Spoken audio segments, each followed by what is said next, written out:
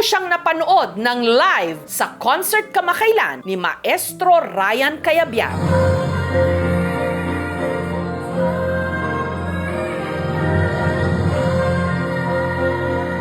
At kasama ako sa mga humanga sa pambihira niyang boses.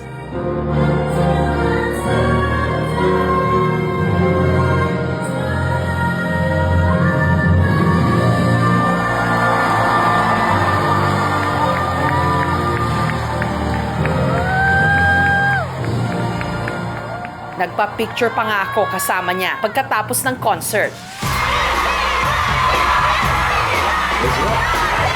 Kilala siya ng lahat bilang isa sa mga miyembro ng SB19.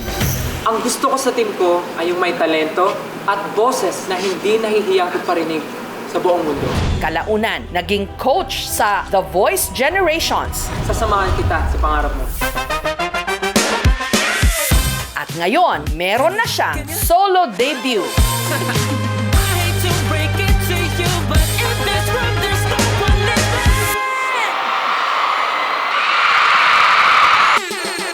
Siya ang hinahangaan ngayon ng mga Gen Z. I love you, Stan! At pati na ng mga tita at nanay. Nasa kanya lahat. And yung voice niya kasi talaga, sobrang ganda.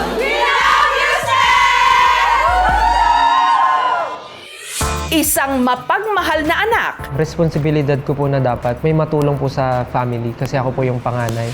na nagmula rin sa wala. Pumunta ako doon sa tindahan, tumatambay, kumakain, tapos minsan nagbibenta rin po. Ang nasa isip ko po talaga is magkapera na kagad. Dating nag-working student at nag-OFW pa. After ng school, trabaho po sa gabi hanggang madaling araw. Sumuko po yung katawan ko, hindi kinaya. Ngayong gabi, sasagutin na niya ang mga kontrobersyang ibinabato sa kanya. Pwede ba kitang tanungin ng mga kontrobersya? Handa na rin ba siyang mag-artista? Ipipitch kita. Gusto ko po. Gusto ko po Ipipitch talaga. kita doon. Starring Stel. O, di Gusto ko ba? po ma-experience yung ano yung ganun. At ngayong birthday niya, sino ang sa kanya'y susurpresa? May surprise. May surprise? O, ayaw niya nagugulat. Mas kilalanin pa natin ang nagniningning ngayong bituin, si Stel Ahero. Uusog lang po siya na ganun. Kasi hilahin lang po pabalik na parang Carry 1, 2, ganun lang po siya. Ang landi. Pasensya na kayo. Hi, Stel. Good morning po. Nitong Huwebes, Stel is in the room. Una sa lahat, thank you ha, na pinaunlakan mo kami ng interview. Maraming salamat din po na bibigyan niyo po ako ng chance na makausap po kayo, si Jessica. The honor is ours. No, kasi ako- sikat Ako ka. po, hindi po. Oo, kamusta ka? Ngayon po sobrang overwhelming po for me yung mga nangyayari. But now, super happy and sobrang content po ako sa kung ano po yung nangyayari ngayon. Kamakailan lang, muling ipinamalas ni Stel ang kanyang heavenly voice nung nag-perform siya sa concert ng National Artist for Music na si Maestro Ryan Cayabyab. Dun sa concert ni Maestro Ryan Mr. Cayabyab. C. Alam mo, Opo. nandun ako to watch him and to enjoy his songs. Hindi ko inakala na ikaw yung star. And tsaka si Maestro Ryan mismo, napa-exclaim. Tanda-tanda ko, sabi niya, ang galing!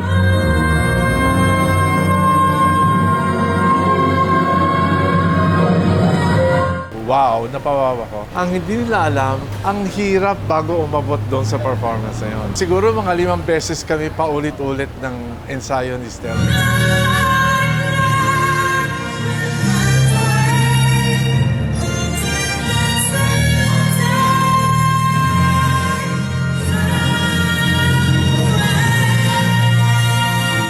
Ano bang sikreto ng performance mo doon? Kasi lahat kami napanganga. Number 1 po doon is si God po talaga. Kasi the whole time I was praying backstage na parang sabi ko, Lord, kayo na po bahala talaga sa performance na to. Alam ko po, binigyan niyo to sa akin kasi alam niyo pong kaya ko. Kabadong-kabado po ako noon, Miss Jessica. Kasi bago po ako makit sa stage, dumating po sa backstage si Miss Regine po. Dapat mabigyan ko to ng justice. Pumapasok lang po sa isip ko noon. Pag pinangunahan ako ng kaba, tapos nagkamali ako, forever na po siyang maalala ng mga nanonood.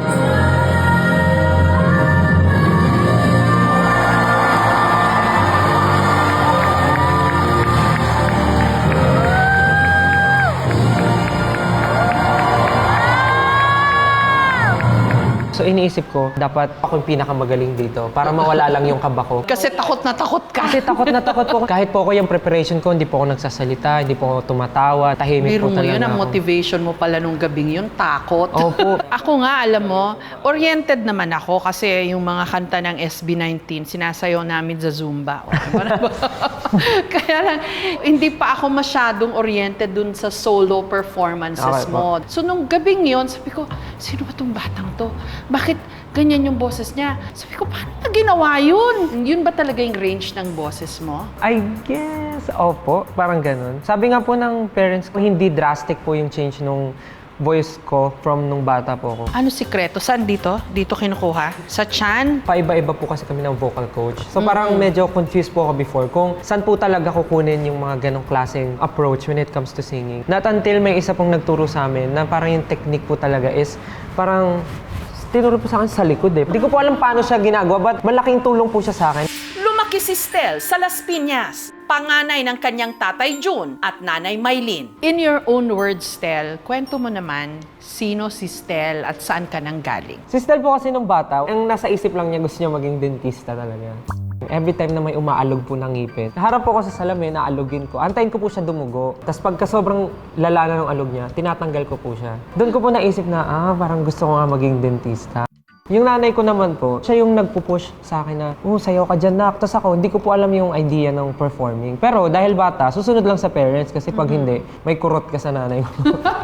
Kailan mo na-realize na, ang sarap palang kumanta at sumayaw? Sa school po kasi namin nung high school, merong dance crew. Dahil nung high school, uso po yung mga incentives pag sumali ka ng mga school activities, extracurricular. Sabi ko, parang okay to para makatakas din minsan sa mga quizzes.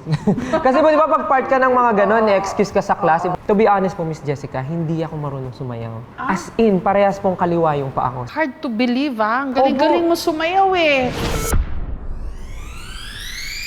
Training po talaga, Miss Jessica. So may pag-asa pa pala ho tayo.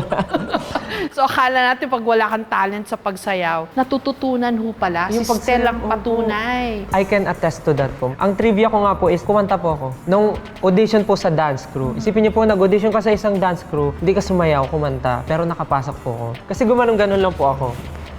Ganyan. Tapos kumakanta lang po ako ng song na pinlay. Ang kwento ni Stel, tipikal sa mga sumikat sa showbiz. Laki sa hirap, pero nagsikap, naging working student at nakipagsapalaran din sa ibang bansa. Curious talaga ako nung nalaman ko to. Nag-OFW ka na raw sa Japan, Super excited po ako mag-college. Ang gusto ko naman po, maging baker. maging panadero. Panadero. Alam niyo po bakit? Bakit? Napanood ko po sa GMA yung K-drama na Baker King. GMA. Sinundan ko rin yun. Nahihirapan ako maghanap ng school kung saan ko po pwede gawin yun. So, ang naisip ko na lang pong outlet for that is maging cook na lang po. Nag-enroll po ako ng HRS, Hotel and Restaurant Services. Naging scholar nga po ako. Nag-work po ako sa isang fast food chain. Sabi ko, parang kulang pa rin yung kinikita ko para masuportahan yung pag-aaral ko. So, sabi ko, baka pwede pa akong kumuha ng isang sideline job. So, ang naisip ko po noon, magturo ng sayaw. After ng school, trabaho po sa gabi hanggang madaling araw. Ang sipag mo, ha? Kailangan po eh. Tapos ayun po, sumuko po yung katawan ko, hindi kinaya. 1 week po akong parang pabalik-balik po sa ospital nun. Sobrang over-fatigue po. Sabi po nung doktor, parang muntik na daw po magkatubig sa baga. Pneumonia. Buti na agapan. Lahat ng pinaghirapan ko po na trabaho, turo, napunta rin po sa hospital bills. Masyado kong inabuso yung katawan ko. So yung tita ko po sa Japan, kinuha niya po ako ngayon doon para doon po ako magpagaling. Ayun. Opo. Pero For 6 months. pinag-alaga ka rin ng bata. Opo, ako po nag-alaga ng mga anak niya, pinsan ko po, para si tita naman yung mag-work. Pagkatapos mo doon, bumalik ka dito. Bumalik, doon na po nagkaroon ng opportunity to audition for SB19. Doon na po nag-start ang lahat. The zone break. Now we are SB19. Parang subok ka na talaga ng buhay at ng panahon. Likas ba sa'yo na masipag? Siguro po, Miss Jessica, kasi ako po yung panganay sa amin, magkakapatid sa family. Siguro po, na-feel ko lang na responsibilidad ko po na dapat may matulong po sa family. Pero binigyan mo raw ng bigasan yung Opo. nanay at tatay mo. So yung parents ko, lagi na sinasabi sana magkaroon ulit ng business. Hanggang sa pumasok nga po yung idea na magkaroon ng bigasan. Totoo ba na Everyday. kung minsan daw tumatambay ka doon, ikaw mismo nagbibenta? Apo, nung mga time po na hindi pa busy yung SB19 nun, talagang pag umuwi po ang Las Piñas, pupunta ako doon sa tindahan, tumatambay, kumakain, tapos minsan nagbibenta rin po. Ganun. Ng bigas. Opo. Pakisabi nga yung schedule para mapuntahan ka nila doon.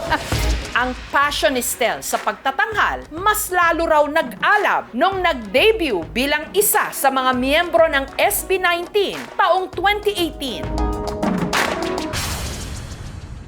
Grabe biro mo sinasayaw namin sa Zumba yung mga kanta. Anong sikreto? Bakit kayo pumatok? Kami rin po, Miss Jessica, minsan tinatanong kami anong sikreto, bakit namin naaabot yung mga dreams namin. Pero bumabalik lang kami sa isang bagay na feeling namin bakit. Sobrang nakaka-relate yung tao sa amin. When we make music, especially Pablo, when he writes music, talagang ginagamit niya yung experiences namin. Kung ano yung napagdadaanan ng normal na tao, ano yung pain, ano yung happiness. Music is something na kahit iba yung language ng kanta, basta sobrang clear ng message and yung emotion, mararamdaman mo.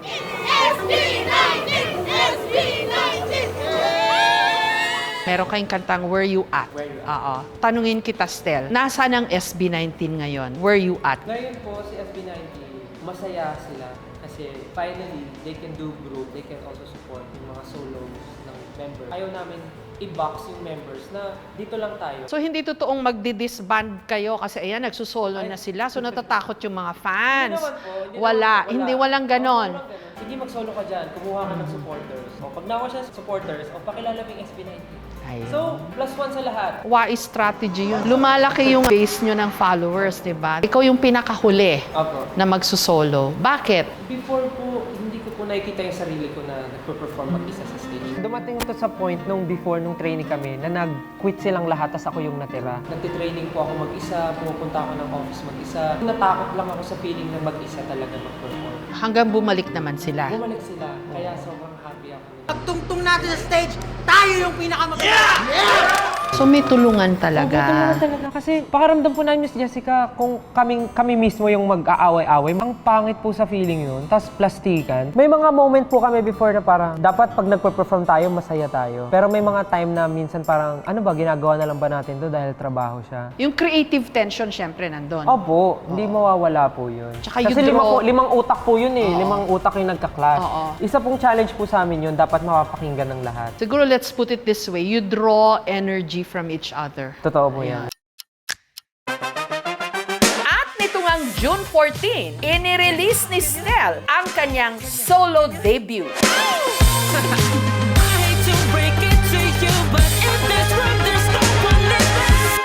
Itong room, kwento mo nga, anong concept nito? Itong room po, ito na yung blossoming ni Stel.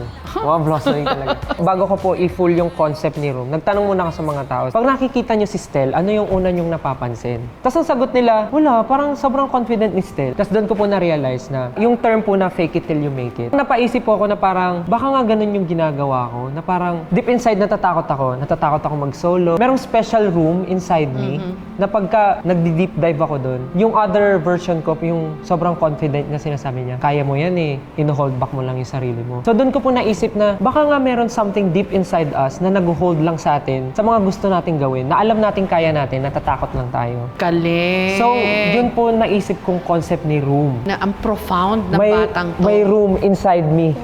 Dahil nga sinasayaw namin ang mga kanta ng SB19 sa Zumba, papalampasin ko ba naman maturuan ni Stel ng choreo o ng choreography ng kanyang bagong kanta? Sana kayanin ko ho. Pasensya na huuli kayo. Ito lang po ang aking makakaya. At napag-utusan lang din ho ako. 5, 6, 7, 8, and 1, 2, 3, 4. Yung una po mabagal.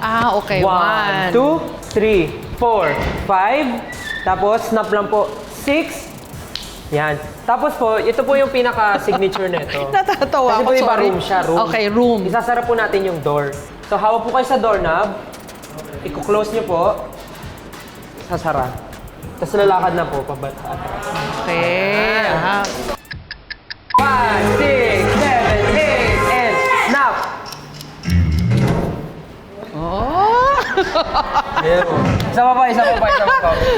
Tama ba swag ko? Di ba tawag Opo. yun? Pagka ganun nyo po, Jessica, pagka ganun nyo, ganun po kayo. Kunwari galit, ganon. Tapos yung paglakad nyo po, titigan nyo pa po ng masama. Ganun. Ayan, ganyan. Try mo natin. Isa pa. Okay, sige. 1, 2, 4, snap! Exit!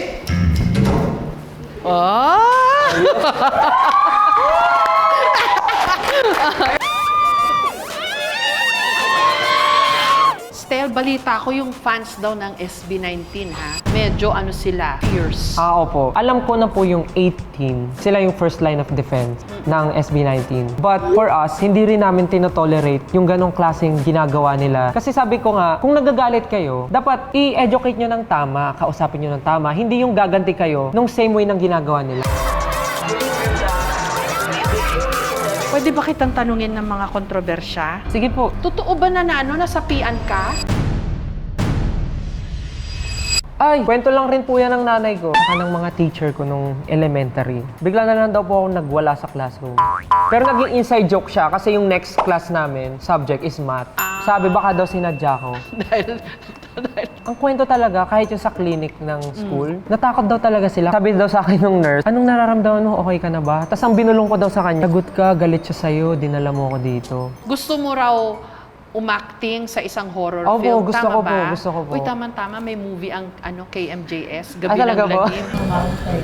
KMJS Gabi ng Lagim the Movie. Ang galing, nasegway.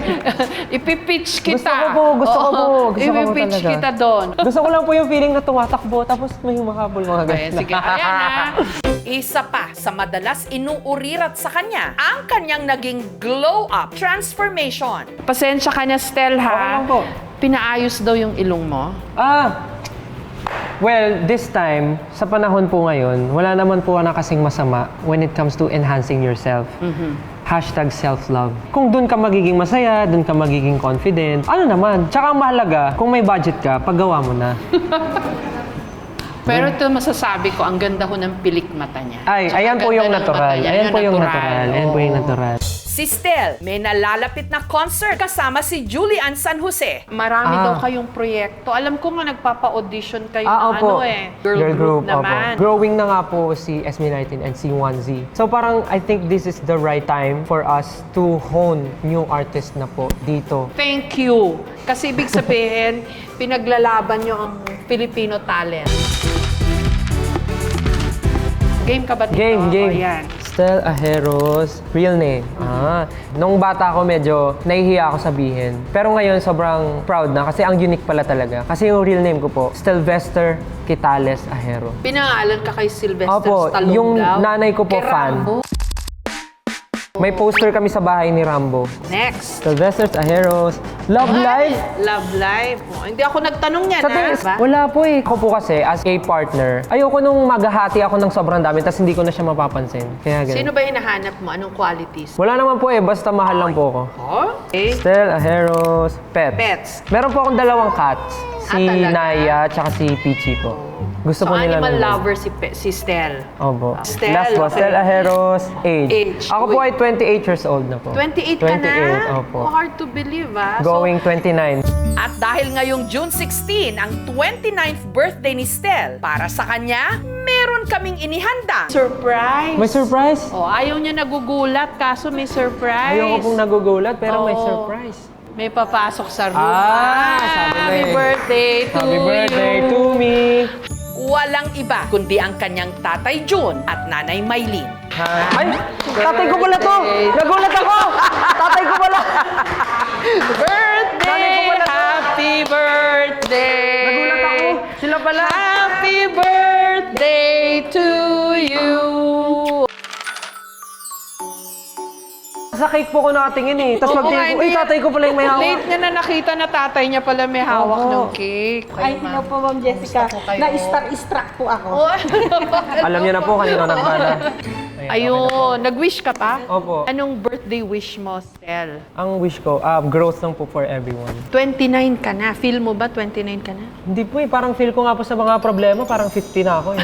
Sa mga problema ang dumadating ko, parang hindi siya nakaka-29 eh. Parang nakaka-50 po yung problema eh. Sunod-sunod po eh, niratrat eh. Oo, basta carry mo yan. Actually po, si Stel po, bata pa po, talagang ganyan na po yung body build niya, di ba? Maputi, cute. Eh, alam niyo naman po mga teacher, pag nakita yung bata medyo bibo, ganyan. Uy, Maylin, isali mo yung sa anak mo. Group dance daw, ganyan. 2 days lang po tinuro ng choreographer sa kanya. Kuha na po niya agad. Yung wish ko sa kanya, yung maging healthy lang lagi siya. Successful na to eh. Hindi ka sure. Wala na akong masabi. Pero syempre, proud na proud. Opo, sobra. 29th birthday message, Mama. Alam ko po yung gusto sabihin ni Mama. Ano na? Sige na. Sige na. Na mag-transfer ka na sa akin. Magbabayad na tayo ng bill.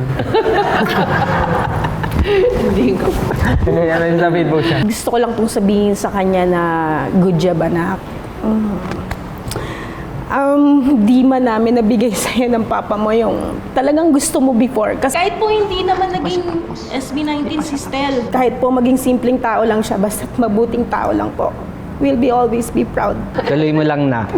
Tuloy mo lang. Yung mabuting ugaling ganyan. Salamat po. Stel. Thank you po, Miss Jessica. Ang advice ni Stel sa mga gaya niyang big dreamers to get in the zone. Ginto raw dapat.